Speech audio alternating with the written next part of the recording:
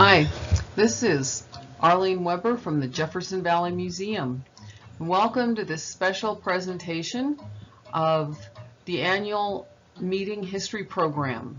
Now, we weren't able to do it live on April 2nd, and once we're able to reschedule this, I hope you'll join us for a live presentation.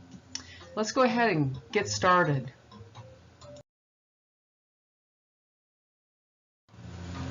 Now, since this will be done eventually at the Star Theater, I'd like to start out there 115 years ago, because back then it was known as the Huber Center, and it was at that time literally the center of our community. It's a very important place in the town of Whitehall. You might even say that the theater back then was a real happening place, because that's where everything was taking place. In the early days, before talking movies were here, the theater was used for banquets and dances and community plays. In fact, those plays continued on up into the 1960s.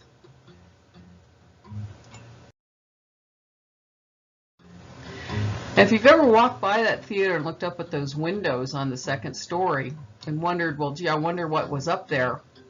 There was a number of businesses over the years.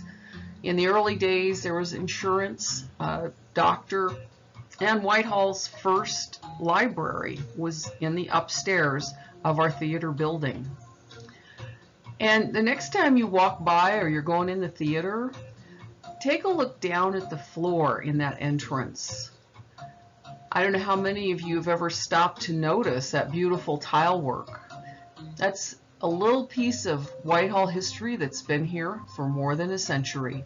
Just think of all the feet that have walked over those words opera and probably never realized that they were there. Now, once you're inside the theater, yeah, it was just a cool place to get away from everyday life back growing up. And I hope this picture brings back some happy memories for a lot of people. You go in there, it'd be nice and cool, and you'd watch whatever the latest film was. Might have been a Western matinee, could have been a James Bond, maybe even Elvis Presley, but it was just a great place to go meet your friends and spend a couple hours getting away from the reality of whatever the day held. Now, up in the projection booth, there was a new projector, much better than the old one they'd had for many years. But back when this picture was taken, film was still coming in those big, heavy containers. And the film had to be put in that large circular structure, fed through the projection equipment, and then you had to keep your eye on it. You might remember every once in a while it'd look like the film was melting because something didn't get changed right on time or the film got jammed in the projector. Today, of course, everything's digital. We don't have to worry about that. And if it weren't for the efforts of a lot of volunteers here in town, that digital projector wouldn't exist. So a special thanks to everyone who made that possible a few years ago. Let's take a look at the entrance hall to the theater. The picture on the left, take a look up at the ceiling there. Isn't that a cool looking ceiling? This is back probably in the 30s or 40s. And then a remodel was done. If you look at the picture on the right, you can see there's a different ceiling. And we don't know if that old ceiling still exists up there. It'd be nice if it did. Kind of a mystery. Maybe someday it'll be solved. But if you look down the hall, you can see the old concession stand and the ticket booth here on the right. Remember walking down that hallway looking at all the movie posters about the coming attractions and trying to figure out which ones you were going to come back and see. You walk up to the ticket booth, pay your 25 or 35 cents, get a bag of popcorn, and go enjoy the movie.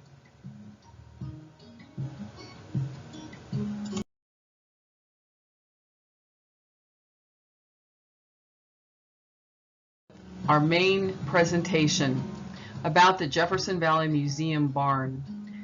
At the Jefferson Valley Museum, we're here to help preserve the past for the future.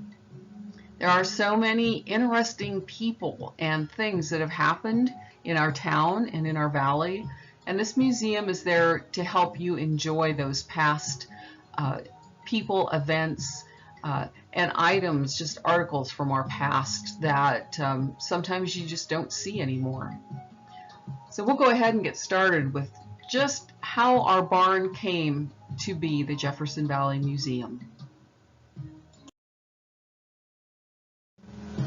In 1915, there was a new business in town, and it was all being run out of this new barn. The barn was built in 1914 by Ike Pace. We don't know who he had build the barn, but we do know that by March of 1915, his business co-owner, Mr. Wynn, was delivering milk to customers, and the milk at that time sold for 10 cents per quart, and if you wanted cream, you had to shell out a whole 30 cents per pint.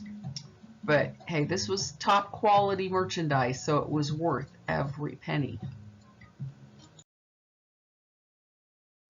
Now, the whole time that a dairy business was run out of this barn, it was known as the Sanitary Dairy. And the last known person to operate dairy business out of here was Al Smith. He ran that business from 1927 to 1937.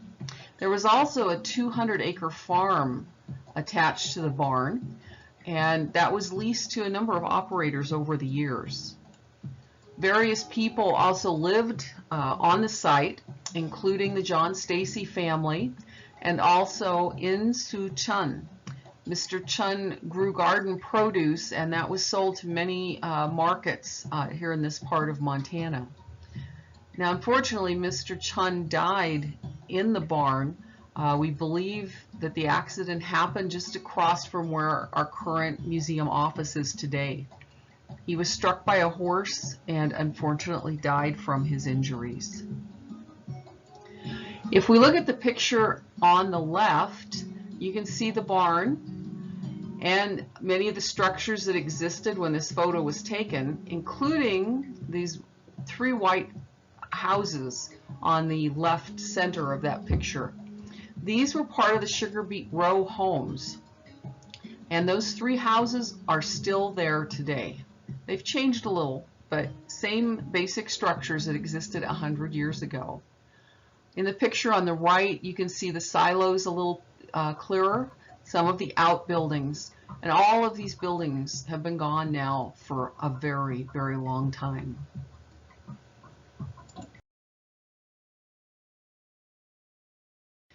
Now, the barn, of course, was more than a place just for cattle and horses. It was a perfect place to hang up your deer or elk during hunting season, as you can see in this photo. And this was probably taken in the 30s or 40s. The barn was already showing some pretty serious signs of neglect. But before it got to this stage of disrepair, there had been a lot of barn dances held up in the loft. So it was enjoyed for more than just milking a cow or two. Now, in its heyday, the barn was a home to horses, and there was a granary. Those were on the east side, and on the west side of the barn, there were up to 50 cows milked.